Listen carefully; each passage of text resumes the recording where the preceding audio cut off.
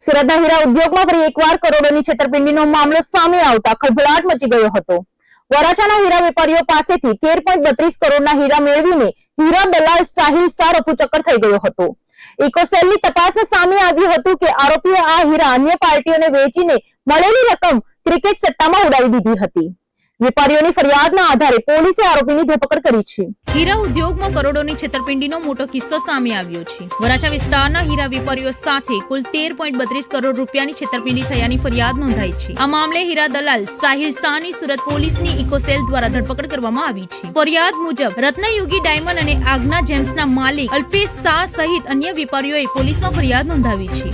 આરોપી સાહિલ શાહ અલગ અલગ વેપારીઓ પાસેથી જાંગડ પર સહી કરીને કરોડોના હીરા મેળવતો હતો। બાદમાં તે હીરાઓ કોલકાતા, હૈદરાબાદ અને મુંબઈની પાર્ટીઓને વેચીને 13.32 કરોડ રૂપિયા રોકડા કર્યા હતા। પોલીસ તપાસમાં સામે આવ્યું છે કે આરોપીએ આ રકમ મુંબઈ ખાતે ક્રિકેટ સટ્ટા બેટિંગમાં ગુમાવી દીધા હતા। ઇકોસેલની પ્રાથમિક પૂછપરછ દરમિયાન આરોપીએ કબૂલાત કરી હોવાની માહિતી મળી રહી છે। હાલ પોલીસે તપાસ કરી રહી છે કે આરોપીએ હીરા કયા વેપારીઓને અને કયા દરે વેચ્યા હતા તેમજ શું ખરેખર આખી રકમ ક્રિકેટ સટ્ટાબાજીમાં જ હારવામાં આવી છે કે નહીં। આ સમગ્ર મામલે વધુ વિગતો માટે ઇકોસેલ દ્વારા સઘન તપાસ હાથ ધરવામાં આવી છે।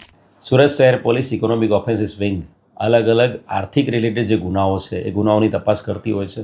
પોલીસ કમિશનર ગેહલોત સાહેબ અને જોઈન્ટ પોલીસ કમિશનર રાઘવેન્દ્ર વત્સ સાહેબના માર્ગદર્શન હેઠળ અલગ અલગ આ પ્રકારની જે પણ અરજીઓ ઇકોનોમિક ઓફેન્સ વિંગમાં આવતી હોય છે એની તપાસ કરતા હોઈએ છીએ। એક અરજી અમને અલગ અલગ હીરાના વેપારીઓ પાસેથી જે લોકોની અલગ અલગ ફર્મ્સ છે એવા અલગ અલગ વેપારીઓની અમને અરજી મળેલી હતી। જે અરજી અનુસંધાને સાહિલ શાહ નામનો એક વ્યક્તિ જે હીરાના દલાલ તરીકે કામ કરે છે એ વ્યક્તિ આ અલગ અલગ હીરાના વેપારીઓને મળ્યો હતો અને આ હીરાના વેપારીઓને ગુજરાત રાજ્યની બહાર અલગ અલગ સ્ટેટ્સમાં ખાસ કરીને કલકત્તા, હૈદરાબાદ, મુંબઈ આ બધા જે શહેરો છે આ બધા શહેરોમાં હીરાની ખૂબ મોટી જરૂરિયાત છે અને આ હીરાનું જો તમે વેચાણ કરશો તો આ હીરાના વેચાણમાં તમને ખૂબ મોટો ફાયદો થશે એવો વિશ્વાસ આ વેપારીઓને અપાયો હતો અને વિશ્વાસના આધારે ટોટલ 13 કરોડ 32 લાખ રૂપિયાના અલગ અલગ હીરાઓ એણે આ વેપારીઓ પાસેથી લીધા હતા સાહિલ શાહે। અને ત્યારબાદ આ હીરા છે એણે આગળ કલકત્તા, હૈદરાબાદ, મુંબઈ કોઈ પણ વેપારીને કંઈ આપ્યા નહીં અને બારોબાર એ પોતાના અંગત ફાયદા માટે આ હીરા એમની પાસેથી લઈ લીધા હતા અને આ પ્રકારે એણે છેતરપિંડી કરી હતી। જે ફરિયાદીઓ છે એ ઇકોનોમિક ઓફેન્સ વિંગમાં આવતાની સાથે એની પૂરોપર તપાસ કરવામાં આવી હતી અને એના અનુસંધાને સાહિલ હસમુખભાઈ શાહ વિરુદ્ધમાં ગુનાહિત છેતરપિંડીનો ગુનો દાખલ કરવામાં આવ્યો હતો।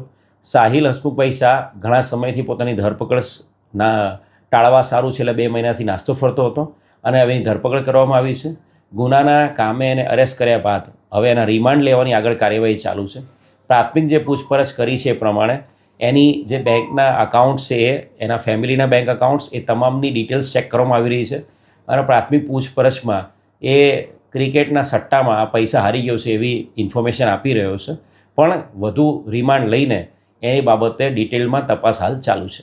કેટલા વેપારીઓ પાસે આ હીરા લીધા છે, કેટલા કેરેટના હીરાઓ લીધા? કુલ મળીને 3 જેટલા વેપારીઓ છે એ લોકો પાસેથી અલગ અલગ એક વેપારી પાસેથી 1298 કેરેટના હીરાઓ, એક વેપારી પાસે 177.86 કેરેટના હીરા અને એક વેપારી પાસેથી 1210 કેરેટના હીરા એમ કુલ મળીને 6,50,000, 95,74,000 અને 5,86,000 એમ ટોટલ 13 કરોડ 32 લાખના અલગ અલગ હીરા એણે આ વેપારીઓ પાસેથી લીધા હતા।